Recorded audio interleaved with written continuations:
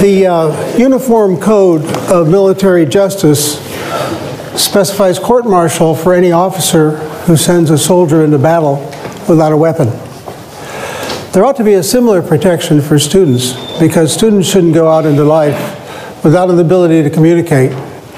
And that's because your success in life will be determined largely by your ability to speak, your ability to write, and the quality of your ideas in that order. I know that I can be successful in this because the quality of communication, your speaking, your writing, is largely determined by this formula. It's a matter of how much knowledge you have, how much you practice with that knowledge, and your inherent talent.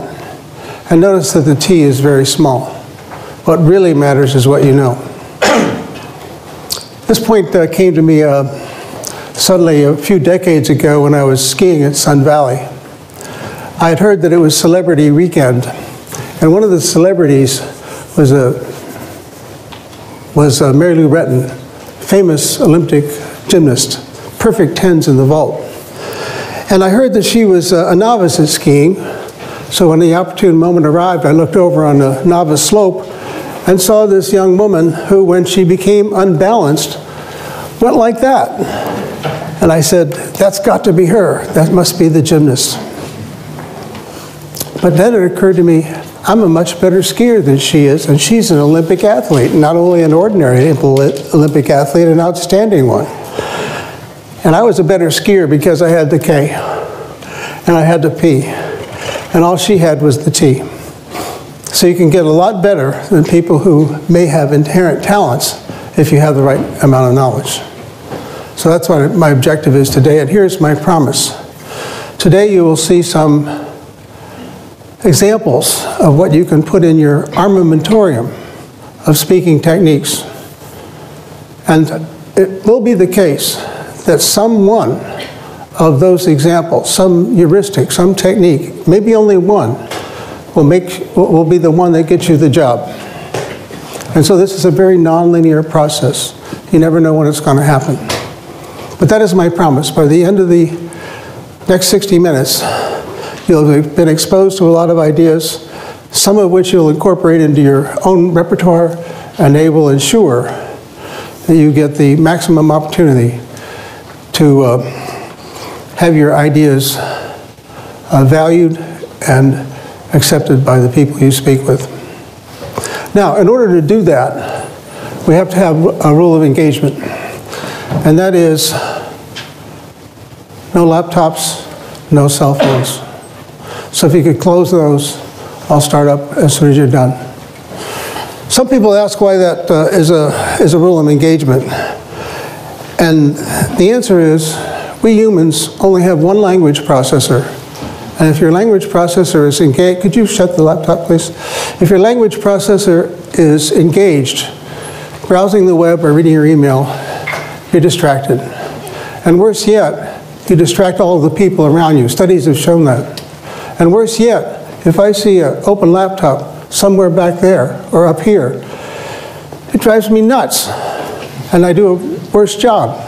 And so that ensures that all of your friends who are paying attention don't get the performance that they came to have.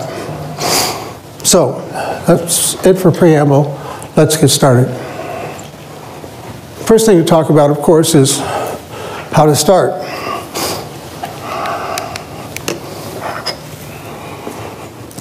Some people think the right thing to do is to start a talk with a joke.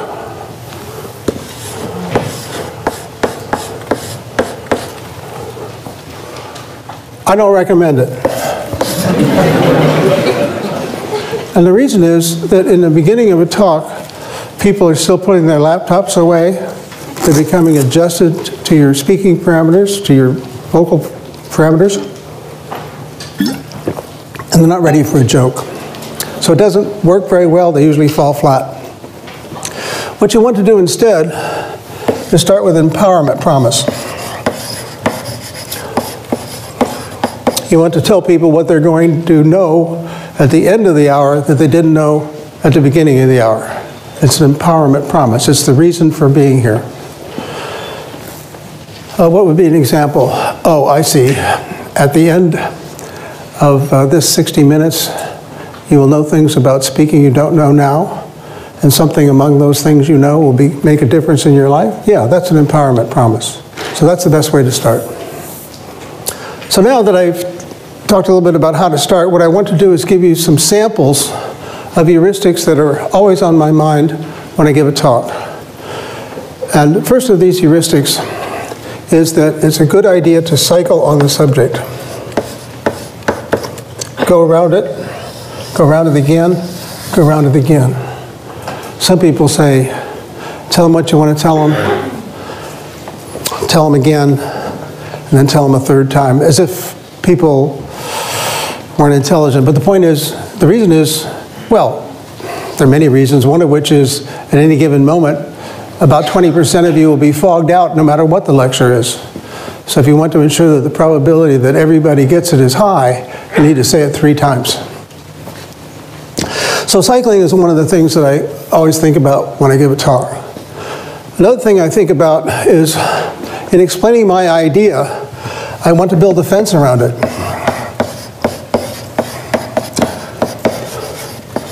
So that it's not confused with somebody else's idea.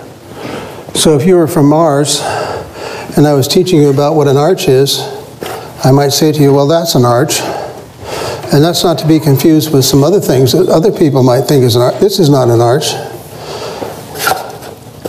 That's not an arch.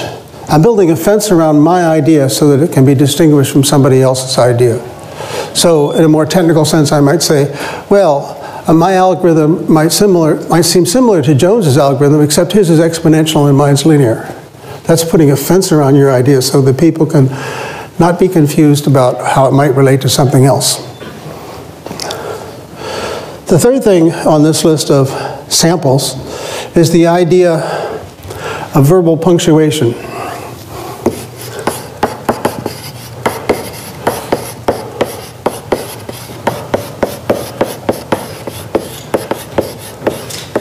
And the idea here is that because people will occasionally fog out and need to get back on the bus, you need to provide some landmark places where you're announcing that it's a good time to get back on. So I might, in this talk, say something about this being my outline. The first thing we're going to do is talk about how to start. Then we're going to deal with these 4 samples. And among these 4 samples, I've talked about the first idea, that's cycling. The second idea, building, and now the third idea is verbal punctuation. So I'm enumerating, I'm providing numbers, I'm giving you a sense that there's a seam in the talk and you can get back on. Okay? So now we're on a roll. And since we're on a roll, can you guess what 4th idea might be here? An idea that helps people get back on the bus?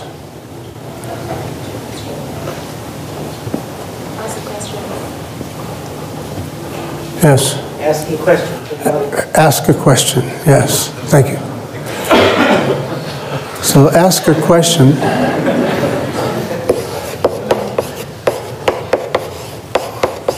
And so I will ask a question. How much dead air can there be? How long can I pause? I counted 7 seconds. It seems like an eternity to me to wait and not say anything for 7 seconds, but that's the standard amount of time you can wait for an answer. And of course the question has to be carefully chosen. It can't be too obvious because then people will be embarrassed to say what the answer is. It can't be too hard because then nobody will have anything to say. So here are some sample heuristics you can put in your armamentarium and build up your repertoire of ideas about presentation.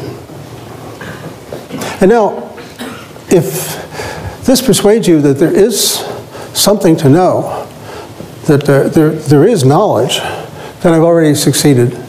Because what I want to convince you of is that if you watch the speakers you admire and feel are effective, and ask yourselves why they're successful, then you can build up your own personal repertoire and develop your own personal style.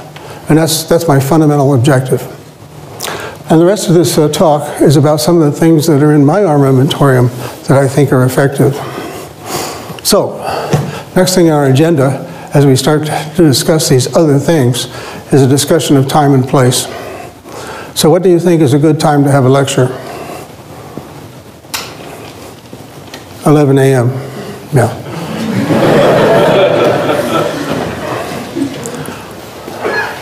And the reason is, most people at MIT are awake by then, and hardly anyone has gone back to sleep. It's not right after a meal. People aren't fatigued from this or that. It's a great time to have a lecture. So that brings me next to the question of what about the place? And the most important thing about the place is that it be well lit.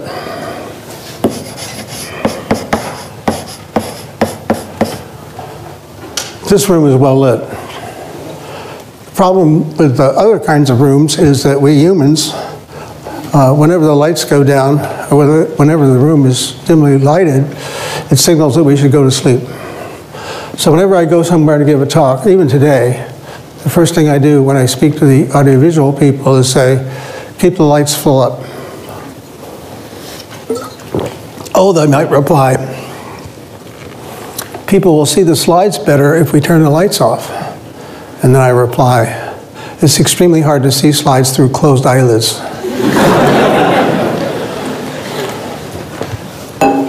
What else can you say about the place? Well, the place should be cased. And I mean that in the colloquial sense of, like if you're robbing a bank, you would go to the bank, some occasions before to see what it's like, so there are no surprises when you do your robbery.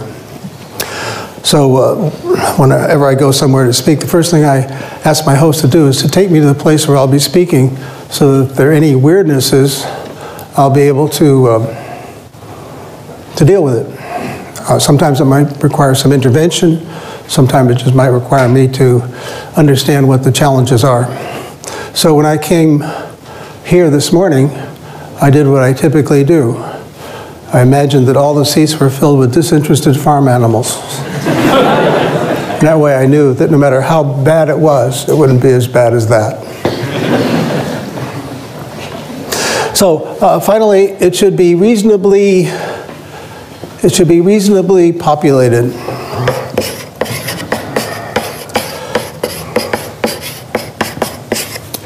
It should be the case that, if there are 10 people in this hall, everyone would be wondering what's going on that's so much more interesting that nobody's here. So you want to get a right-sized place doesn't have to be packed, but it has to be more than half full. So those are some thoughts about time and place. The next thing I want to talk about is subject of boards and props and slides.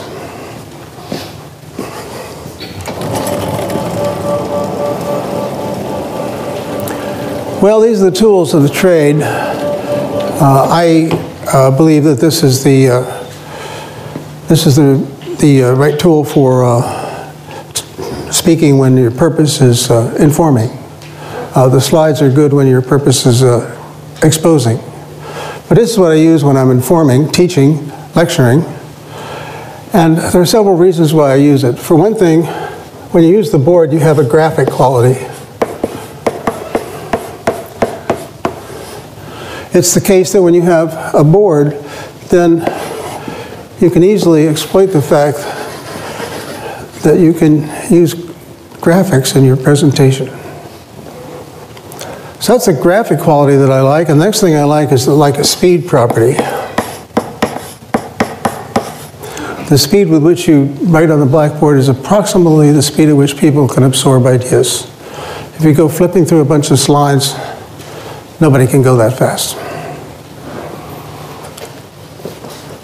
Finally, one great property of a board is that it can be a target.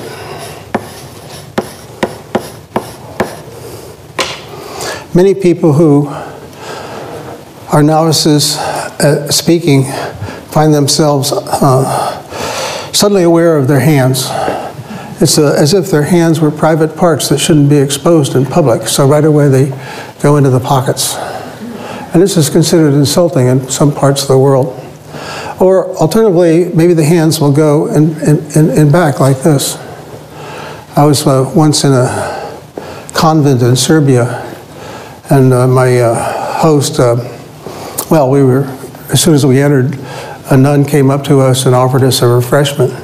And I was about to say, no, thank you, when he said, eat that stuff or die. It's a question of local custom and politeness. But then, before anything happened there, the nun pulled my hands off like this, because it was extraordinarily insulting in that culture to have your hands behind your back. So why is that? Well, it's usually supposed that that it has to do with whether you're concealing a weapon.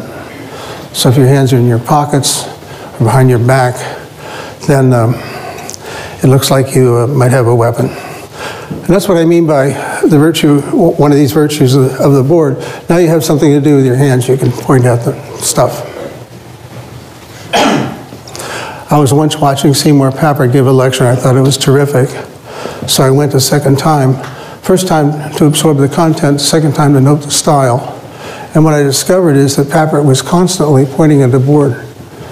And then I thought about it a little while, and I noted that none of the stuff he was pointing to had anything to do with what he was saying.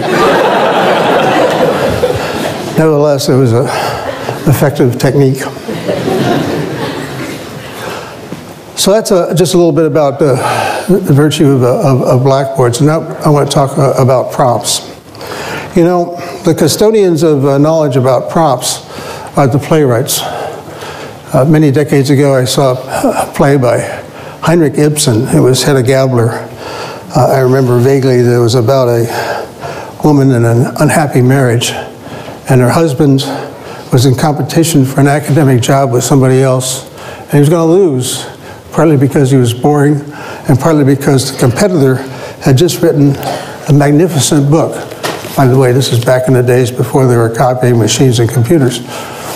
Anyhow, as the play opens, there's a pot-bellied stove.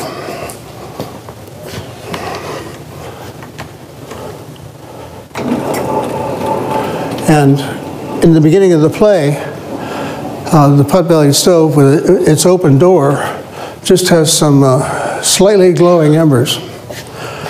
But the pot-bellied stove is always there, and its tension mounts in the play, and you see this manuscript, this prop that Ibsen so artfully used. You just know that something's going to happen, because as the play goes on, the fire gets bigger and hotter, and finally all-consuming, and you just know that that manuscript is going to go into that fire. It's a memorable thing. It's what I remember about the play. So the playwrights have got this all figured out, but on the other hand, they're not the only people who can use props. Here's an example of the use of a prop, also due to Seymour Papert. He was talking about how it's important to look at the problem in the right way. And here's an example that not only teaches that, but makes it possible for you to embarrass your friends in mechanical engineering. So here's what you do. You take this bicycle wheel, you start it spinning, and then you put some torque on the axle. Or equivalently, you blow on the edge. And the issue is, does it go that way? Or does it go that way? Now the mechanical engineers will immediately say, oh yes, I see, right-hand screw rule, and they'll put their fingers in this position, but forget exactly how to align their fingers with the various aspects of the problem. And so it's usually the case that they get it right with about a 50% probability. So their very fancy education gets them up to the point where they're equivalent to flipping a coin. But it doesn't have to be that way, because you can think about the problem a little differently. So here's what you do. You take some duct tape and you put it around the part of the wheel like that. And now you start to think about not the whole wheel, but just the little piece that's underneath the duct tape. So here that piece comes rolling over the top, and at this point you blow on it with a puff of air. Forgetting about the rest of the wheel, what happens to that little piece that's under the duct tape? It must want to go that way, because you banged on it like that. It's already going down like that. And what about the next piece? Same thing. Next piece, same thing. So the only thing that can happen is that the wheel goes over like that. And so now you'll never wonder again, because you're thinking about the problem in the right way, and it's demonstrated by the use of a prop. You can try this after we're done. Another example I like to remember is one from when I was taking 801. Alan Lazarus was the instructor at the time, and he was talking about the conservation of energy, kinetic and potential. And there was a long wire in the ceiling in 26100 attached to a much bigger steel ball, but one not unlike this. And Lazarus took the ball up against the wall like this. He put his head flat against the wall to steady himself, and then he let go, and the pendulum takes many seconds to go over and back, and then gently kisses Lazarus's nose. And so you have many seconds to think, this guy really believes in the conservation of energy.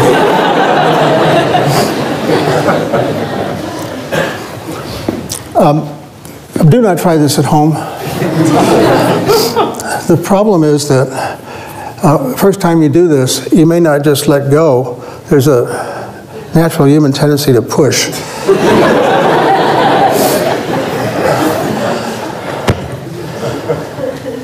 So that's a little bit on the subject of props.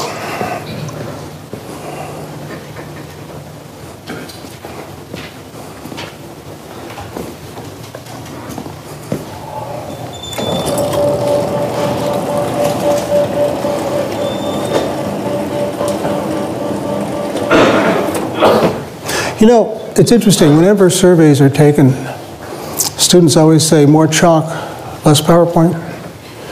And why would that be? Props are always also very effective. Why would that be? I'll give you my lunatic fringe view on this. It has to do with what I would call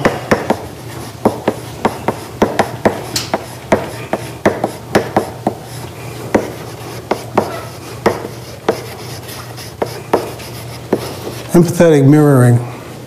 When you're sitting up there watching me write on the board, all those little mirror neurons in your head, I believe, become actuated, and you can feel yourself writing on the blackboard. And even more so, when I talk about this steel ball going that way and this way, you can feel the ball as if you were me. And you can't do that with a slide. You can't do it with a picture. You need to see it in the physical world. That's why I think that, oh yes, of course, there are speed questions involved too that have to be separated out, but I think the empathetic mirroring is why props and the use of a blackboard are so effective. Well, let's see. Oh yes, there is one more thing by way of the tools, and that has to do with the use of slides. I repeat, I think they're for exposing ideas, not for teaching ideas, but that's what we do in a job talk or a conference talk. We expose ideas, we don't teach them. So let me tell you a little bit about my views on that. I remember once I was in Terminal A at Logan Airport. I'd just come back from a really miserable conference, and the flight was really horrible. It was one of those that feels like an unbalanced washing machine. And for the only time in my life, I decided to stop on my way to my car and have a cup of coffee and relax a little bit. And as I was there for a few minutes, someone came up to me and said, "Are you Professor Winston?" "I think so," I said. I don't know, I guess I was trying to be funny. In any event, he said, "I'm on my way to Europe to give a job talk. Would you mind critiquing my slides?" "Not at all," I said. "You have too many and they have too many words." "How did you know?" he said, thinking perhaps I'd seen a talk of his before. I hadn't. My reply was, because it's always true. There are always too many slides, always too many words. So let me show you some extreme examples of how not to use slides.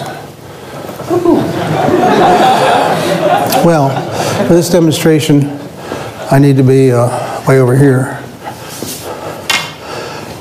And when I get over here, then I can start to say things like, one of the things you shouldn't do is read your transparencies. People in your audience know how to read, and reading will just annoy them. Also, you should be sure that you have only a few words on each transparency and that the words are easy to read. And I hope it's driving you crazy because I'm committing all kinds of crimes. The first of which is that there are too many words on the slide. Second of which is I'm way over there and the slide's way over there. So you get into this tennis match feeling of shifting back and forth between the slide and the speaker. You want the slides to be condiments to what you're saying, not the main event or the opposite way around. So how can we fix this? Step number one is to get rid of the background junk. That's always distraction. Step number two is to get rid of the words. When I've reduced the words to these, then everything I read a previous time, I'm not licensed to say because it's not on the slide. I'm not reading my slides anymore, but I'm saying what was written on the slides in a previous example. So what else can we do to simplify this? Well, we can get rid of the logos. We don't need them. Simplification. What else can we do? Get rid of the title. Now I want to talk to you about some rules for slide preparation. I'm telling you the title. It doesn't have to be up there. By reducing the number of words on the slide, I'm allowing you to pay more attention to me and less to what's written on the slide. I mentioned it before, we have only one language processor, and we can either use it to read stuff or to listen to the speaker.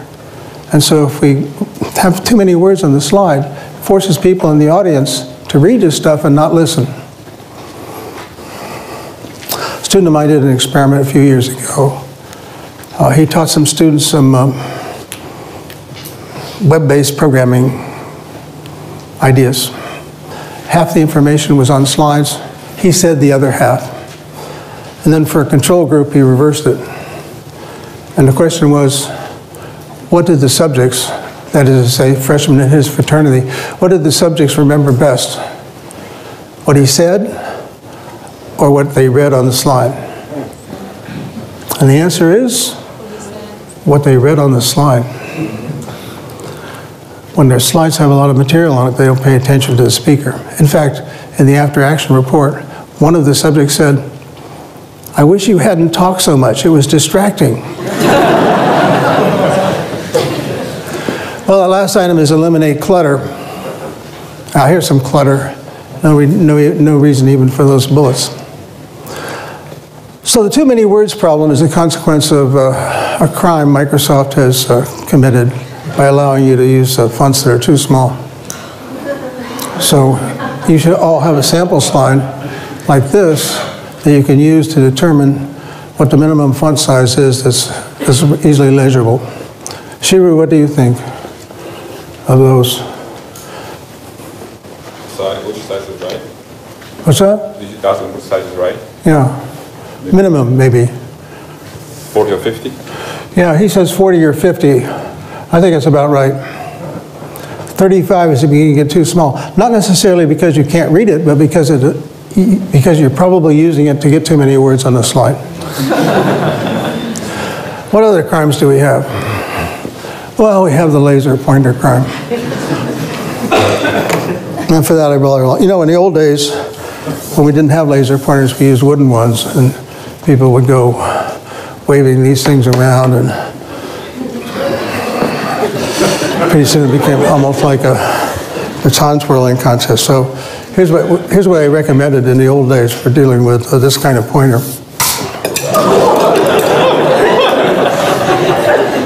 This example of use of a prop. Jim Glass up there saw this talk about 20 years ago, and So, oh yeah, I remember that talk. That's the one where you broke the pointer. It's amazing how props tend to be the things that are remembered. Well, now we don't have physical pointers anymore. We've got laser pointers. And it's a wonder more people aren't driven into epileptic fits over this sort of stuff. But here's what tends to happen. Look at that. It's a lovely recursive picture, and I can become part of it by putting that laser beam right on the back of my head up there. And what do you see? You see the back of my head. I have no eye contact, no engagement, nothing. I was sitting with a student watching a talk one day, and she said, you know what? We could all leave, and he wouldn't know. So what happens when you use a laser pointer? You can't use a laser pointer without turning your head and pointing it at something. And when you do that, you lose contact with the audience. You don't want to do it. So what do you do if you need to identify something in your image and you don't want to point at it with a laser? This is what you do. Put a little arrow on there and say, now look at that guy number 1 at the end of arrow number 1. You don't need to have a laser pointer to do that.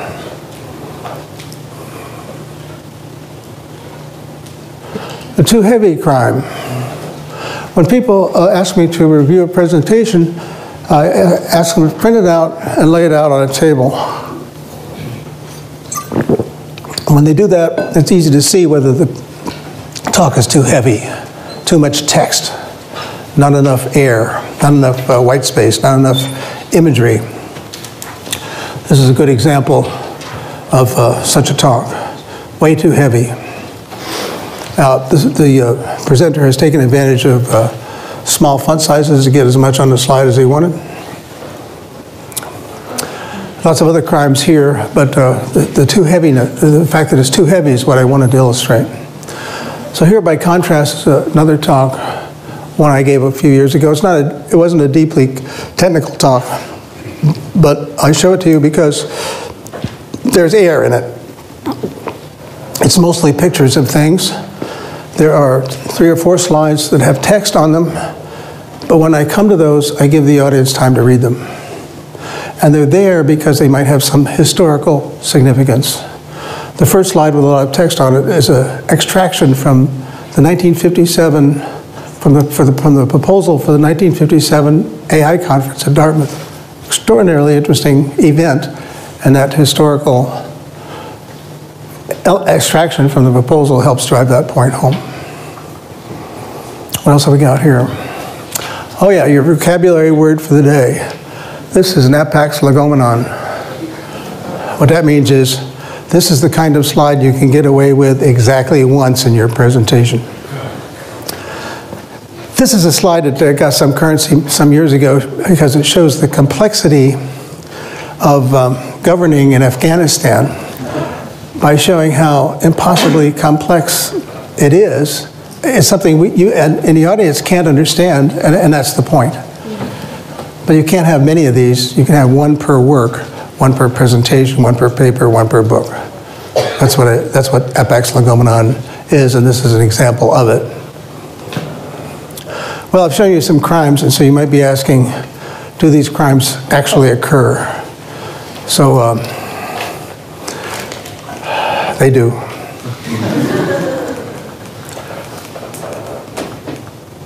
There's the hands in the pockets crime. There's a crime in time and place selection here. This is how you get to the Bartos Theater. First thing you do is you get down these steps over at the Media Lab.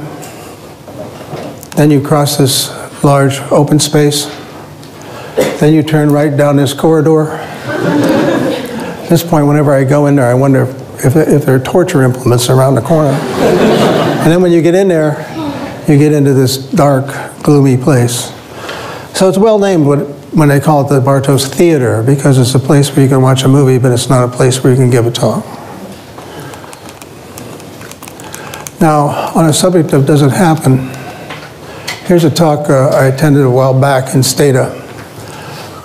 Notice that the speaker is far away from the slides. The speaker's using a laser pointer. And you say to me, well, what's happening here? It's, by the way, the 80th slide in the presentation. Notice that it's dense with words. This is the first of 10 conclusion slides. So what's the audience reaction? That's the sponsor of the meeting. He's reading his email. This is the co-sponsor of the meeting. He's examining the lunch menu. What about this person? This person looks like he's paying attention, but just because it's a still picture, if you were to see a video, what you would see is something like this.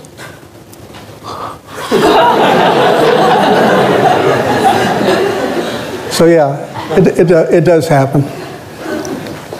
Well, now that's a quick review of tools. Now I want to talk about some special cases. We could talk a little bit about informing, or to say it another way, doing what I'm doing now. But I'll just say a few words about that. In that kind of presentation, you want to start with a promise, like I did for this hour that we're going through now. But then it comes to the question of how do you inspire people? I've given this talk for a long time, and a few years ago, our department chairman said, would you please give this talk to a new faculty and be sure to emphasize what it takes to inspire students. And strangely, I hadn't thought about that question before, so I started a survey. I talked to some of my incoming freshman advisees, and I talked to senior faculty and everything in between about how they've been inspired. What I found from the incoming freshmen is that they were inspired by some high school teacher who told them they could do it. What I found in the senior faculty, they were inspired by someone who helped them to see a problem in a new way. And what I saw from everyone is that they were inspired when someone exhibited passion about what they were doing. Exhibited passion about what they were doing. Yeah, so that's one way to be inspiring. It's easy for me because, you know, I do artificial intelligence. How can you not be interested in artificial intelligence, right? I mean, if you're not interested in artificial intelligence, you're probably not interested in interesting things. So when I'm lecturing in my AI class, it's natural for me to talk about what I think is cool and how exciting some new idea is. So that's the kind of expression of passion that makes a difference while informing with respect to this question of inspiring. Oh yeah, and of course during this promise phase, you can also express how cool stuff is. Let me give you an example of a lecture that starts this way. I'm talking about resource allocation. It's the same sort of stuff you would think of when it's the same sort of ideas you would need if you're allocating aircraft to a flight schedule or trying to schedule a factory or something like that. But the example is putting colors on the states in the United States without any bordering states having the same color. So here goes. This is what I show in the beginning of the class. This is a way of doing that coloring. And you might say, well, why don't we wait till it finishes? Would you like to do that? No? Well, we're not going to wait till it finishes because the sun will have exploded and consumed the earth before this program finishes. But with a slight adjustment to how the program works, which I tell my students, you will understand in the next 50 minutes, this is what you get. Isn't that cool? You know, you got to be amazed by stuff that takes a computation from longer than the lifetime of the solar system into a few seconds. So that's what I mean by providing a promise up front and expressing some passion about what you're talking about. Well, the last item in this little block here is it has to do with what people think that they do at MIT. You ask faculty what the most important purpose is, and they'll say, well, the most important thing I do is teach people how to think. And then you say, oh, that's great. How do you teach people how to think? Blank stare. No one can quite respond to that part, that natural next question. So how do you teach people how to think? Well, I believe that we are storytelling animals, and that we start developing our story understanding and manipulating skills with fairy tales in childhood and continue on through professional schools like law, business, medicine, engineering, everything. And we continue doing that throughout life. So if that is what thinking is all about, then when you want to teach people how to think, you provide them with the stories they need to know, the questions they need to ask about those stories, mechanisms for analyzing those stories, ways of putting stories together, ways of evaluating how reliable the story is, and that's what I think you need to do when you teach people how to think. But that's all about education, and many of you here, not necessarily for that, but rather for this part, for persuading, which breaks down into several categories: oral exams, not shown, job talks, getting famous.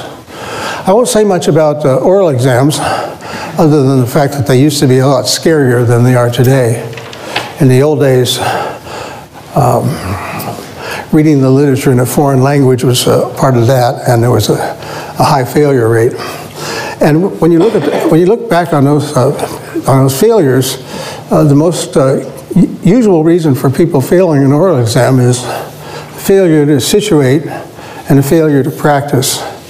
By situate, I mean it's important to talk about your research in context. This is a problem that's being pursued all over the world. There hasn't been any progress before me in the past 30 years. Everyone is looking for a solution because it will have impact on so many other things. So that's situating in time and place and field. And then as far as practice is concerned, yes, practice is important, but that doesn't mean showing your slides to the people who share an office with. The problem with that is that if people know what you're doing, they will hallucinate that there's material in their presentation that isn't there. It isn't there. A variation on the same, by the way, is your faculty supervisor is not a very good person to help you debug a talk, because they, in fact, know what you're doing, and they will, in fact, hallucinate there's material in your presentation that isn't there. So you need to get together some friends who don't know what you're doing and have them, well, you start the practice session by saying, if you can't make me cry, I won't value you as a friend anymore. And then when you get to the faculty on a oral exam, it will be easy. You see, difficulty, the amount of flack you'll get from somebody is proportional to age. The older somebody is, the more they understand where they are in the world. But the young people are trying to show the old people how smart they are, so they'll be vicious. So whenever you have an opportunity to have an examining committee that's full of people with gray hair, that's what you want. Well, that's just a word or two about something I haven't listed here. Let's get into the subject of job talks. So I was sitting in a bar many years ago in San Diego. I was a member of the Navy Science Board, and I was sitting with a couple of my colleagues on the board. Dolores Eder from the University of Colorado. She made me so jealous I could spit because she'd written 21 books and I'd only written 17. And then the other one was Bill Weldon from the University of Texas. He was a electromagnetism guy, and he knew how to use rail guns to drive steel rods through tank armor. These were interesting people. So I said, what do you look for in a faculty candidate? And within 1 microsecond, Dolores said, they have to show us they've got some kind of vision. Quickly followed by Bill, who said, they have to show us that they've done something.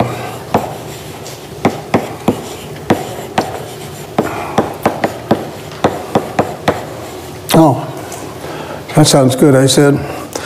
And then I said to them, how long does the candidate have to establish these two things? What do you think? Well, compare your answer to theirs.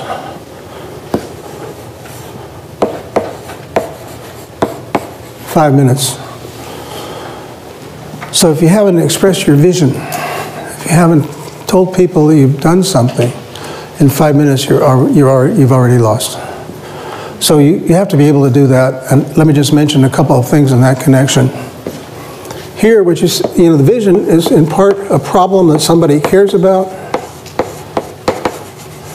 and something new in your approach.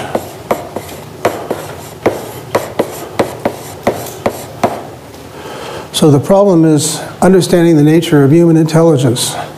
And the approach is asking questions about what makes us different from chimpanzees and Neanderthals. Is it merely a matter of quantity, or are we just a little bit smarter in some continuous way? Or do we have something that's fundamentally different that chimpanzees don't have, and Neanderthals either? And the answer is yes, we do have something different. We are symbolic creatures, and because we're symbolic creatures, we can build symbolic descriptions of relations and events. We can string them together and make stories.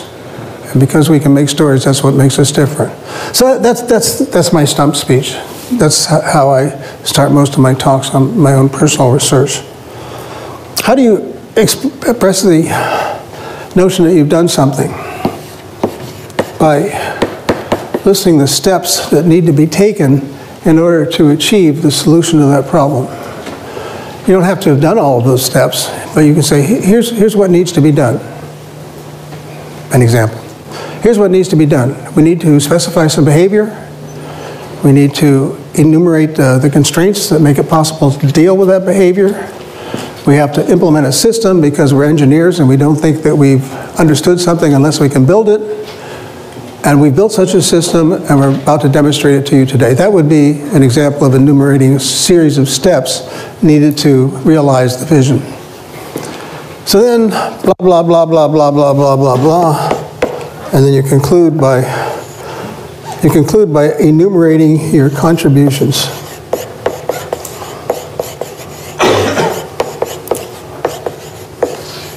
It's a kind of mirror of these steps and helps to establish that you've done something.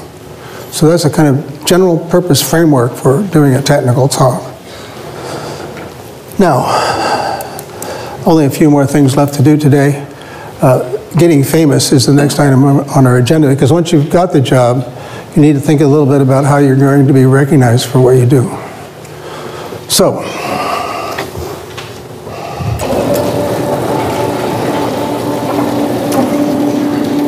well, first of all, why should you care about getting famous? I thought about this in connection with a fundraising event I attended once. Fundraising event for raising money to save Venice from going underwater and having all of its art destroyed. Anyway, I was sitting here, and JC was sitting here. That was Julia, the late Julia Child. And as the evening wore on, more and more people would come up and ask Julia to autograph something or express a feeling that she had changed their life, and it just happened over and over again. So eventually I turned to Julia and I said, "Ms. Child, is it fun to be famous?" And she thought about it for a second and she said, "You get used to it." But you know what? It occurred to me, you never get used to being ignored. So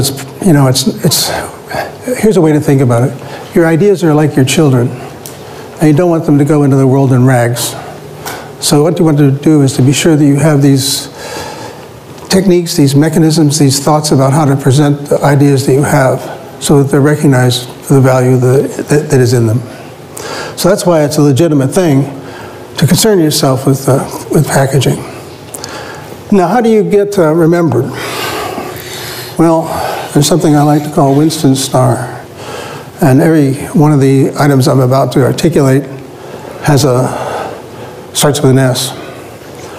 So if you want your presentation ideas to be remembered, one of the things you need to do is to make sure that you have some kind of symbol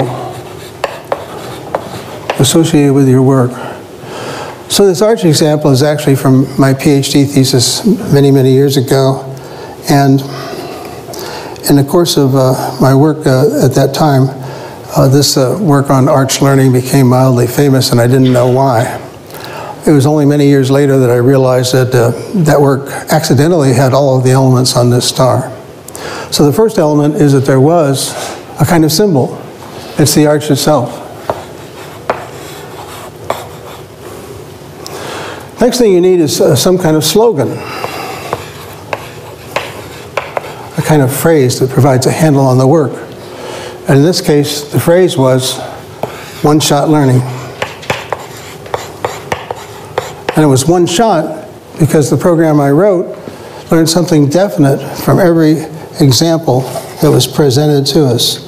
So in going from a model based on this configuration to something that isn't an arch based on that configuration, the program learned that it has to be on top. One-shot learning. So that's a symbol, slogan, and now we need a surprise. Yeah, the surprise is you don't need a million examples of something to learn. You can do it with one example if you're smart enough to make use of that example appropriately. So that was the surprise. You can learn something definite from each example. Next item was a salient idea. Now, when I say salient idea, I don't mean important. What I mean is an idea that sticks out. Some theses, funnily enough, have too many good ideas, and you don't know what it's all about because which one is it? So you need an idea that sticks out. And the idea that stuck out here was the notion of a near miss.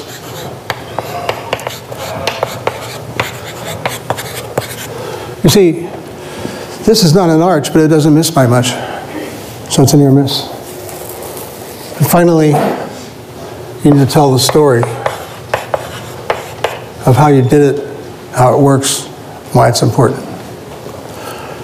So that's a bit on how to, not so much get famous, but how to ensure that your work is recognized. Well, we're almost finished because now we're down to this last item, which is how to stop. And when we come to that, there's a question of, all right, well, what is the final slide? And what are the final words?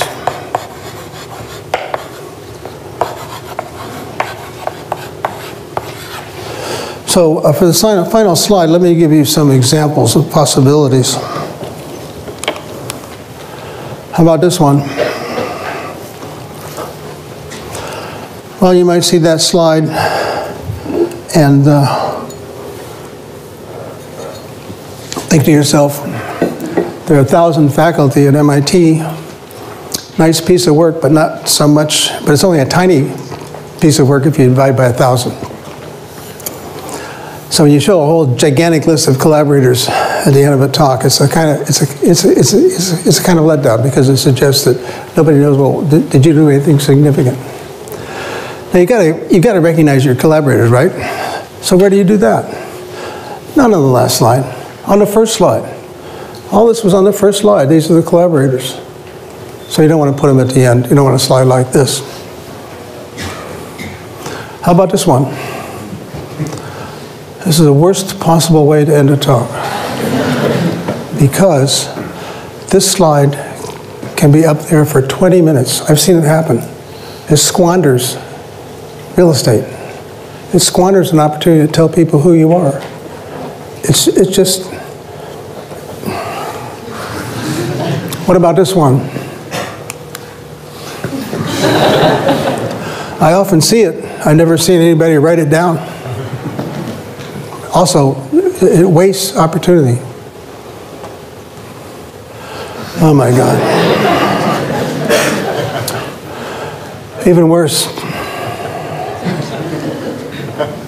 All of these slides do nothing for you. They waste an opportunity for you to tell people, to leave people with with who you are. Well, what about this? This a good one? It might seem so at first, but here's the problem. If you say, these are my conclusions, these are perfectly legitimate conclusions that nobody cares about. What they care about is what you have done. And that's why your final slide should have this label: contributions. It's a mirror of what I said over there about how job talks ought to be like a sandwich. And the final slide, the one that's up there while people are asking questions and filing out, it ought to be the one that has your contributions on it. Here's an example from my own stump speech. Yeah, this is what I talk about a lot. Yes, here are the things that I typically demonstrate. And I wait for people to read it. And then the final element there is, this is what we get out of it. So that's an example of a contribution slide. All right, now, what about the other part? You know, you got your final slide up there as a contribution slide. Somehow you have to tell people you're finished. So let's check out a few possibilities. One thing you could do in the final words is you could tell a joke. It's okay. By the time you're done, people have adjusted themselves to your voice parameters. They're ready for a joke. I was sitting in another bar, this time in Austin, Texas, with a colleague of mine named Doug Lenat. And Doug's a fantastic speaker. And so I said to Doug, Doug, you're a fantastic speaker. What's your secret? And he said, oh, I always finish with a joke, and that way people think they've had fun the whole time. So yeah, a joke will work down there. How about this one?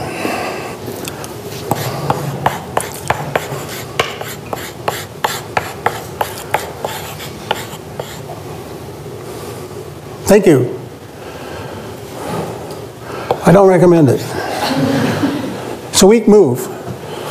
You will not go to hell if you conclude your talk by saying thank you, but it's a weak move, and here's why.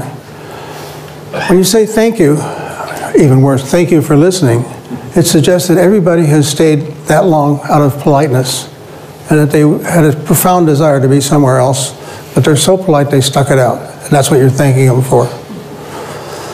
So once wild applause has started, you can mouth a thank you, and there's nothing wrong with that. But the last thing you do should not be saying thank you. Now you say to me, well, doesn't everybody say thank you? Well, what everybody does is not necessarily the right thing. And I like to illustrate how some talks can end without saying thank you. I like to draw from political speeches, but the ones that I've heard recently aren't so good, so I'm going to have to go back a little bit. So here's Governor Christie. He gave the Republican keynote address one year. This is the end of his talk. Let's see what he does. And together, everybody, together, we will stand up once again for American greatness for our children and grandchildren. God bless you and God bless America. That's a classic benediction ending. God bless you, God bless America. Now, I don't want to be partisan about this, so I think I better switch to the keynote address in the Democratic Convention. I was delivered that year by Bill Clinton, who knows something about how to speak. If that is what you want, if that is what you believe, you must vote and you must re-elect President Barack Obama. God bless you and God bless America.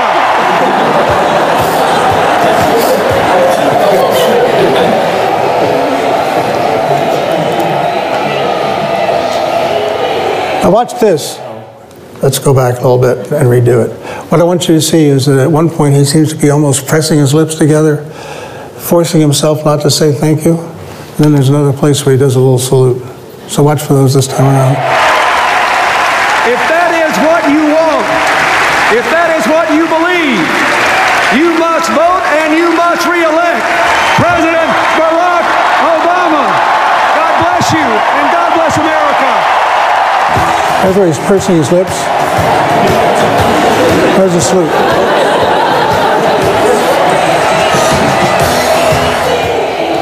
Yeah, I think that's pretty good. Now, what are we going to take away from this? Well, I suppose I could conclude this talk by saying, God bless you and God bless the Massachusetts Institute of Technology, but it might not work so well. But what you can get out of this is you don't have to say thank you. There are other things you can do. And you know, it's interesting that over time people figure this out, and there's some stock ways of ending things. So in the Catholic Church, in the good old Latin Mass, it landed with Ite Missa Est, which translates approximately to, okay, the Mass is over, you can go home now. And of course, at musical concerts, you know that it's time to clap, not at the end of the song, but rather when the conductor goes over and shakes hands with the concertmaster. Those are conventions that tell you that, that the event is over. So those are all possibilities for here. But one more possibility, and that is that you can salute the audience. And by that I mean you can say something about how much you value your time at a place. So I could say, well, it's been a great fun being here. It's been fascinating to see what you folks are doing here at MIT. I've been much stimulated and provoked by the kinds of questions you've been asked. It's been really great, and I look forward to coming back on many occasions in the future. So that salutes the audience. You can do that. Well, there it is. You know what? I'm glad you're here. And the reason is by being here, I think you have demonstrated an understanding that how you present and how you package your ideas is an important thing. And I salute you for that. And I suggest that you come back again and bring your friends.